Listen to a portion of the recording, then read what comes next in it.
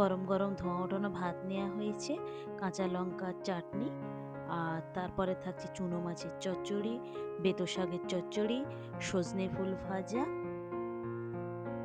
এখানে আছে হাঁসের মাংস আলু দিয়ে, তারপরে হচ্ছে এটা মাছ দিয়ে লাউয়ের তরকারি, আর সিম আর আলু ভাজা, আর সবার শেষে নিয়ে নিলাম একটু চিকেন। ব্যাস, এটা ছিল আজকের আমাদের মেনু। আপনাদের বাড়িতে কার কি মেনু ছিল অবশ্যই জানাবেন।